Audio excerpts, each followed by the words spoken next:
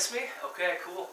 Alright, so as you can see, my saga with my fingers almost over. Got the wire taken out and everything, and it's a new month, February, so we're going to hit you off right now. We're fast forwarding to the middle part of the 20th century, up almost 100 years from last month. Last month we did the 1850s, and throughout that decade. Now we're hitting the Tiki culture, which pretty much spanned from the mid-30s up until its decline in the mid-80s. As you know, the Tiki culture, if you don't, incorporate a lot of different drinks with multiple ingredients, sometimes up to 11 to 12 ingredients, and include a lot of tropical juices with it, like passion fruit juice, as you'll see when I'm making this cocktail here.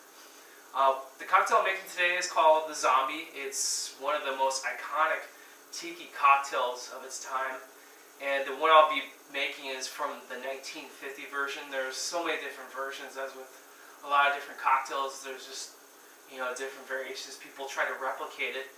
In fact, Don Beach, the inventor of the cocktail, he created it back in 1934. He's also known as Don the Beachcomber. He used to have his own system to code the different ingredients when he would, in his service bars and his front bars, he wouldn't label the ingredients per se as, like, you know, 1 ounce passion fruit puree. It would be either like 1 or 2. He would say, hey, if they were out, give me a bottle of number 2. They wouldn't know what it was. It would just be number 2, and that's how he would decoded all of his ingredients. Okay.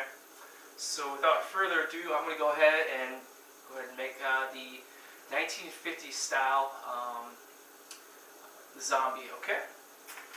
Starting off, you have a teaspoon of brown sugar, and you add to that an ounce of lime juice. What I'm going to do is just mix that into solution here, just so the brown sugar gets mixed in nice and into solution with the lime juice. It's going to give a nice funky flavor, that brown sugar. You can also use turbinado, similar to that. Then you also use an ounce of lemon juice, and then an ounce of the passion fruit juice or puree, if you can find it. It's kind of difficult to find, but you can go online, try to find it, or try to go to some of the different like Asian grocery stores sometimes have it if it's in season. And then an ounce of unsweetened pineapple juice.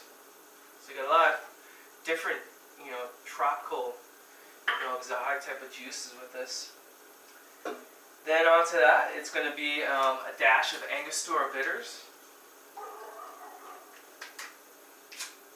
And another thing with the Tiki culture cocktails, they're going to use a multiple assortment of rums. They're kind of layering these rums on top of each other to give us a nice broad flavor. And you'll see that that's one of the characteristics with the Tiki cocktails. So we're going to do an ounce each of 151. Again, this cocktail is pretty powerful. That's how it's got its name. You know, you can, if you add more than 2, you're pretty much 3 sheets to the wind. So then that was an ounce of Demerara 151.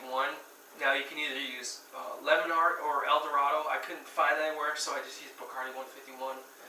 It's kind of hard to find, but then you use an ounce each of Puerto Rican, you know, like light and gold Puerto Rican rum. So I'm going to use an ounce of Don Q Cristal, which is a light rum, and then an ounce of the Puerto Rican gold rum. So you got 3 ounces of booze in there. This is going to be pretty powerful.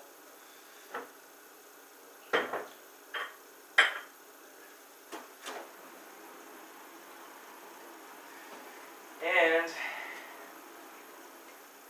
I got my Tiki mug right here. I got that online. Those are pretty cool if you can find them around. The authentic Tiki mugs. There's so many different ones online. That's the one I have. So this cocktail is going to be method. It's going to be shake and strain.